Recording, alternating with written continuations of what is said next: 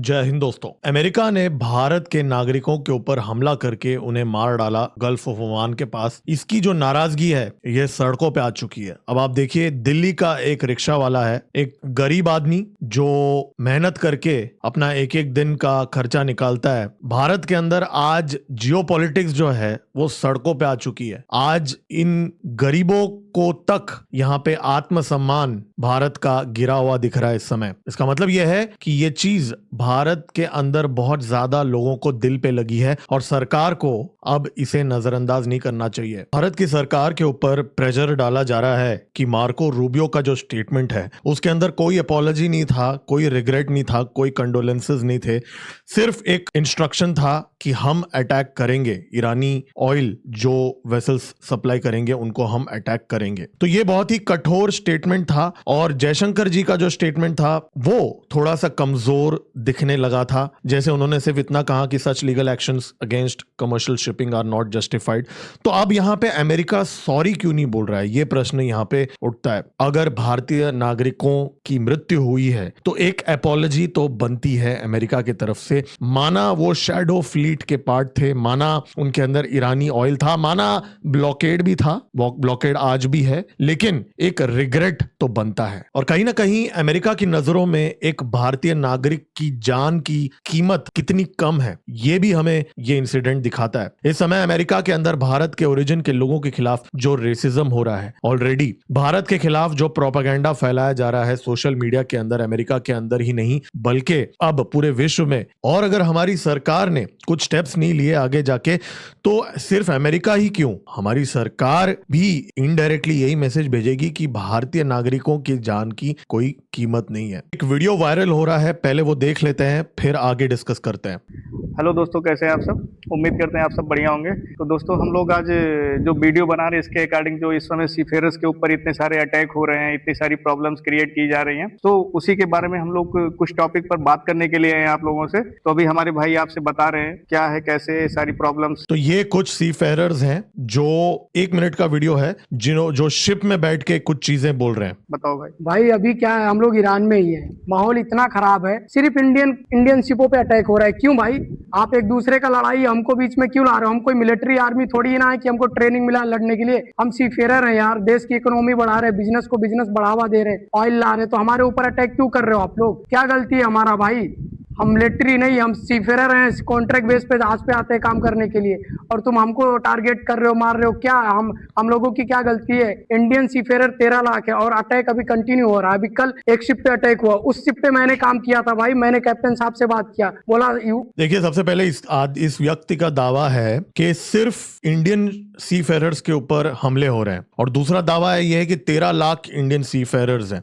तो पहली बात तो मैं बता दूं, ये गलत स्टेटमेंट है, 13 लाख नहीं है, 3,20,000 है। और दूसरा, यहाँ पे सिर्फ इंडियन सीफेयरर्स पे हमले हो रहे हैं। इस पॉइंट को ध्यान से सुनिए, इसको हम आगे डिस्कस करेंगे। उन्होंने वार्निंग दिया और डायरेक्ट मिसाइल डाल दिया ओमान में, तो उनकी क्या गलती थी और वो सीफेयर की क्या गलती थी? हम लोग को क्यों बीच में घसीट रहे हो भाई? वीडियो वायरल करो भाई, क्योंकि ये पहुंचना चाहिए, सब सीफेयर लोग ये वीडियो वायरल करो ताकि ये में बोलना चाहेंगे। हम 13 लाख सीफेयरर्स हैं, हमें किसी की जरूरत नहीं है, हम सिर्फ एक दूसरे की आवाज उठा सकते हैं, उसके लिए हम लोग पर्याप्त हैं, काफी हैं, ठीक है ना? सो लास्ट में सिर्फ सवाल इतना है कि सिर्फ इंडियन सीफेयरर्स क्यों, सिर्फ और सिर्फ इंडियन सीफेयरर्स नहीं, कोई और क्यों नहीं, सिर्फ और सिर्फ इंडियन सीफेयरर्स को क्यों अटैक किया जा रहा है, क्यों टारगेट किया जा रहा है? अभी आप लोग सोचिएगा और हमारे वीडियो को लाइक, कमेंट एंड शेयर करिएगा ज्यादा से ज्यादा। देखिए, दुर्भाग्यपूर्ण बात है, बहुत सारे हमारे जो भाई हैं सीफेयरर्स फंसे हुए हैं, इसमें कोई दो राहें नहीं है। लेकिन यहाँ पे इस समय एक नैरेटिव बनाया जा रहा है कि सिर्फ इंडियन सीफेयरर्स को टारगेट किया जा रहा है। तो सबसे पहले मैं आपको आंकड़े बता दूं, ये अप्रैल से लेके डेटा है, ये डेटा आप भी ऑनलाइन जाके वेरीफाई कर सकते हैं, ये आपके पास भी अवेलेबल होगा AI के माध्यम से और गूगल सर्च के माध्यम से। अप्रैल से लेके अभी तक जितने भी 9 शिप्स के ऊपर अटैक्स हुए हैं अमेरिका के द्वारा, और इनमें से अप्रैल 19, 21, 23, 25 और मई 6 को जो वेसल्स पे हमले हुए हैं, इनमें एक भी इंडियन क्रू मेंबर नहीं था। जी हां, एक भी इंडियन क्रू मेंबर नहीं था। इनमें Iranian, Syrian, Egyptian crew members थे। लेकिन 8 जून, 9 जून और 10 जून को जो हमले हुए हैं, जो मारिवेक्स, सेतेबेलो और जलवीर, जिसके बारे में हमने इस चैनल में डिस्कस किया, उन शिप्स के अंदर इंडियंस ही थे ज्यादातर। तो यहाँ पे हमले तो हुए हैं खास करके इन 3 दिनों में 8, 9 और 10 तारीख को। अब इसको हम आगे एनालाइज करेंगे, लेकिन इससे पहले जो हमले हुए थे वो सारे ज्यादा शिप्स, मतलब 3 शिप भी नहीं बल्कि 6 शिप्स, उससे डबल शिप्स पे हमले जो हुए थे उनमें इंडियन सीफेरर्स नहीं था। तो सबसे पहले ये जो क्लेम हो रहा है, वायरल वीडियो हो रहा है, ये मिस इन्फॉर्मेशन है कि ये जो हमले अमेरिका कर रहा है ये ईरान का जो तेल जो शिप्स कैरी कर रहे हैं सिर्फ उन पे कर रहा है फिलहाल, एटलीस्ट ऑफिशियली ये बताया जा रहा है। इन शिप्स को शैडो फ्लीट बोलते हैं। शैडो फ्लीट क्या होता है, जहां पे वो बहुत अक्सर ये अपना जो ट्रांसपॉन्डर है, आइडेंटिफिकेशन के लिए एक ट्रांसपॉन्डर होता है हर शिप में, उसको बंद कर देते हैं ताकि पता ना लगा पाए लॉ एनफोर्समेंट एजेंसीज की वो शिप कहां जा रहा है। दूसरा, ये जो शैडो फ्लीट बोलते हैं ये इलीगल काम करते हैं। मतलब अगर आपको कोई तेल, सैंक्शनड तेल कहीं से कहीं, वैसे लीगल इलीगल तो एक आजकल तो जंगल राज चल रहा है, अमेरिका जो बोलता है वही लीगल है, उस पर हम बाद में आते हैं, लेकिन मैं आपको लॉजिक समझा रहा हूं यहाँ पे शिपिंग का प्रॉब्लम क्या है। अब ये जो सो कॉल्ड शैडो फ्लीट बोलते हैं जिनमें ईरान की ऑयल सो कॉल्ड स्मगल की जाती है, ये अपना ट्रांसफॉर्मर बंद रखते हैं और इनके जो फ्लैग्स होते हैं मंडे के दिन अगर पलाओ फ्लैग्ड है तो फ्राइडे के दिन अचानक से ये गुनिया बिसाऊ का फ्लैग डाल देंगे। ओनर्स चेंज हो जाते हैं, एग्रीमेंट्स चेंज हो जाते हैं, तो पेपर वर्क ये लोग ऐसा करके रखते हैं कि इसकी ओनरशिप का कोई अता पता नहीं होता। इसका इस्तेमाल ईरान करता है, रशिया करता है, चाइना भी करता है और एलिगेशंस हैं कि भारत भी इन फ्लीट से ऑयल लेता है। अब यहां पॉइंट ये है कि ये जो फ्लीट्स हैं इनको अमेरिका की जो नेवी है उनका दावा है कि उन्होंने वार्निंग दिया है, जी हां, शिप के कैप्टन को। अब वार्निंग देने के बाद भी वो शिप का कैप्टन आगे बढ़ता है, फिर वो उन्होंने हेलफायर मिसाइल्स चलाई इन शिप्स के ऊपर, ऐसा अमेरिका की नेवी ने दावा किया है। अब यहां पे देखने वाली बात यह है कि जो भारतीय नागरिक इन शिप्स के अंदर काम कर रहे हैं वो एम्प्लॉयज हैं, उनको नहीं पता कि ये शिप का ओनर कौन सा ऑयल सप्लाई कर रहा है, शिप के अंदर ईरानी ऑयल है या कोई अर्जेंटीना का ऑयल है, कौन सा ऑयल है। इनको पता भी अगर होगा तो भी वो उनका लेना देना कुछ नहीं है, उनको पगार मिलता है, अच्छा खासा पगार मिलता है, वो अपना पेट पालने के लिए वहां जॉब कर रहे हैं, ठीक है। उनको ये सैंक्शंस और ईरान, यूएस, इससे कोई लेना देना नहीं है। अब इन शिप्स के जो ओनर्स हैं ये अक्सर भारतीय नागरिक नहीं होते, ये कोई और देश के होते हैं, तो उनको कुछ पड़ा नहीं होता है कि ये जो शिप के अंदर इंडियंस काम कर रहे हैं या कोई और नेशनैलिटी का काम कर रहा है। उनको तो बस अपना माल पहुंचाना है और आजकल प्रीमियम रेट्स मिल रहे हैं। अगर आपको ईरानी ऑयल ट्रांसपोर्ट करना है स्ट्रेट ऑफ हॉर्मुज के पास तो माना जा रहा है रिपोर्ट्स के अनुसार डबल पैसा मिल रहा है। जी हां, अगर आप शिप ओनर हैं तो आपको डबल पैसा दे रहा है ईरान माल ट्रांसपोर्ट करने के लिए। तो शिप ओनर्स लालच की तौर पे वो बोलते हैं कि चलो चलो जाओ ट्रांसफॉर्मर बंद करके, और ऐसा नहीं है कि बिल्कुल भी ब्लॉकेड लगा के रखा है, बहुत सारे शिप्स जा भी रहे हैं सैंक्शंस के बावजूद। तो चोरी छुपे वो शिप ओनर्स लालच के लिए भेजने की कोशिश करते हैं। और दुर्भाग्यपूर्ण बात है कि पूरे विश्व में खास करके अरेबियन सी के अंदर जो शिप्स हैं उनमें से 10 में से 5-6 सेलर्स जो होते हैं वो भारतीय ओरिजिन के होते हैं। ये सच है। 3,20,000 से ज्यादा भारतीय ओरिजिन के सेलर्स इस समय विश्व में, 10% भारत के सीफेरर्स है पूरे विश्व में, और अरेबियन सी में 50 से 60%। तो आप किसी भी शिप के ऊपर हमला करेंगे, प्रोबेबिलिटी बहुत हाई होता है कि इसमें भारत के ही नागरिक होंगे। और देखिए यहां पे जयशंकर जी ने एक शब्द का प्रयोग किया, such lethal actions against commercial shipping.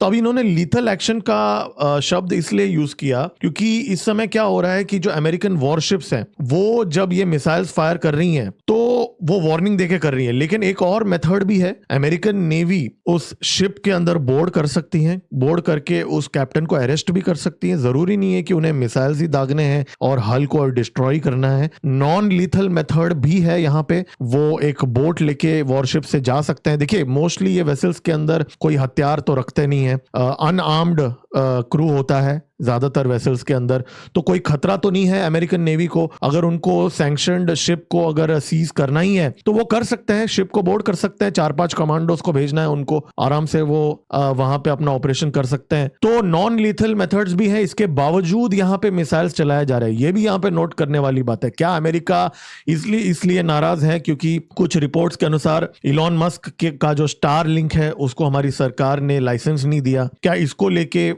America नाराज नाराज है और पिछले कुछ दिनों में ये हरकत कर रहा है, क्योंकि ये जो स्टार लिंक की जो खबर है ये 9 जून को आई थी और ये शिप्स पे जो हमले हो रहे हैं ये 8 जून से शुरू हुआ।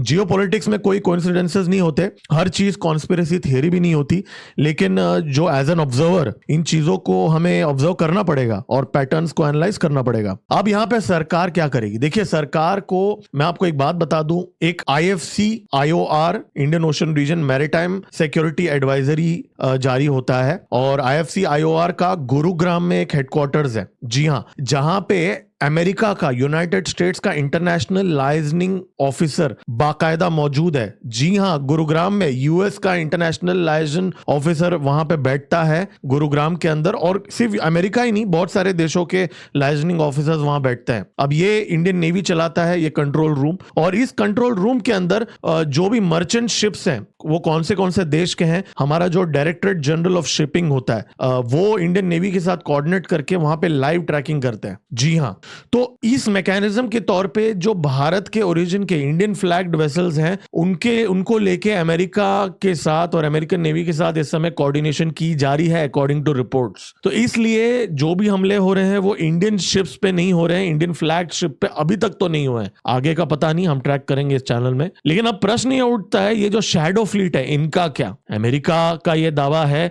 कि जो भी वेसल उनके ऑर्डर्स नहीं मानेगा वो उन पे हमला करेंगे, और भारत की सरकार ने अभी तक पिछले 2 महीनों में कभी भी US के ब्लॉकेड को अपोज नहीं किया। आप उठा के देख लीजिए, अभी तक एक भी स्टेटमेंट क्या जयशंकर जी ने या हमारी सरकार ने, MEA ने दिया है कि हम इस ब्लॉकेड का समर्थन नहीं करते हैं।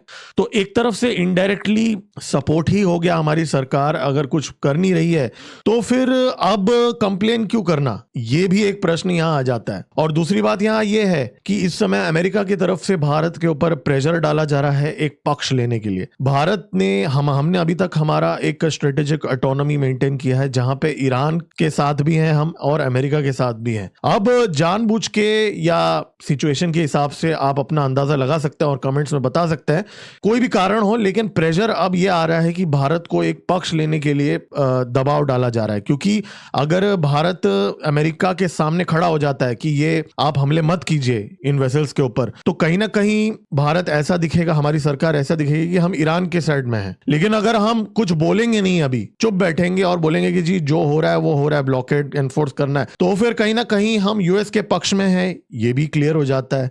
तो यहाँ पे एक सरकार के लिए एक चैलेंज ये है कि हम किसके साइड में हैं यहाँ पे। और हमारी सरकार अक्सर बोलती है कि हम किसी का पक्ष में नहीं है, हम भारत के पक्ष में। लेकिन अगर हम भारत के पक्ष में हैं, फिर भारत के सिटीजन्स की जब जान जाती है तो उनके लिए फिर खड़ा भी होना पड़ेगा। और ये जो मार्को रूबियो का जो इनसेंसिटिव स्टेटमेंट है, सेंसिटिविटी दिखा सकते थे मार्को रूबियो, वो उन्होंने नहीं दिखाया। अब ये डोनाल्ड ट्रंप के कहने पे उसने ये काम किया है भारत को एक मैसेज पहुंचाने के लिए, या क्या कारणवश उसने ये चीज किया है मार्को रूबियो ने, वो हम अंदाजा लगा सकते हैं और हम आगे ट्रैक करेंगे इस चैनल के अंदर। लेकिन ये बहुत ही साफ हो जाता है कि भारत इस समय एक ऐसे मुकाम पे है जहां हमें अमेरिका के साथ क्रिटिकल मिनरल्स को लेके एक अमेरिका के द्वारा एक प्रपोजल दिया जा रहा है चाइना को काउंटर करने के लिए। चाइना ने हमारे सेमीकंडक्टर्स के लिए जो कंपोनेंट्स लगते हैं उनको बंद कर दिया है, इलेक्ट्रॉनिक कंपोनेंट्स चाइना ने बंद कर दिया है सप्लाई करना।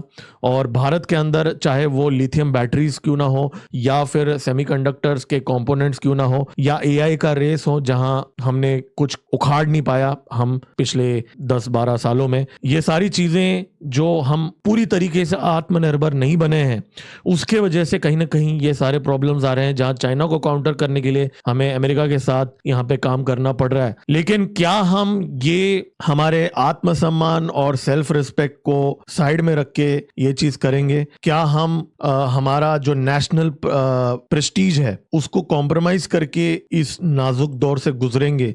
ये कठिन प्रश्नों का उत्तर हमारी सरकार को देना पड़ेगा। तो दोस्तों, ये वीडियो ना ही सरकार के पक्ष में है ना ही उनको अपोज करते हुए, ये एक इंडिपेंडेंट न्यूट्रल असेसमेंट है, इसलिए लाइक का बटन जरूर दबा दीजिए। आपके लाइक के बटन दबाने से ये वीडियो ज्यादा लोगों तक पहुंचेगा और एक ओवरव्यू पिक्चर का एक ओवरव्यू मिल जाएगा लोगों को। इसके लिए लाइक का बटन दबा दीजिए। जियोपॉलिटिक्स और नेशनल सिक्योरिटी के डिस्कशंस करते हैं। हर रोज रात को डेली शो होता है जहां 20 से ज्यादा जियोपॉलिटिकल अपडेट्स डिस्कस करते हैं। हमारा जो लेटेस्ट वीडियो है आप इस चैनल में जाके देख सकते हैं और तुरंत मिलते हैं अगले वीडियो में। मेरा नाम है गिरीश और आप देख रहे हैं जियोपॉलिटिक्स। जय हिंद, भारत माता की जय।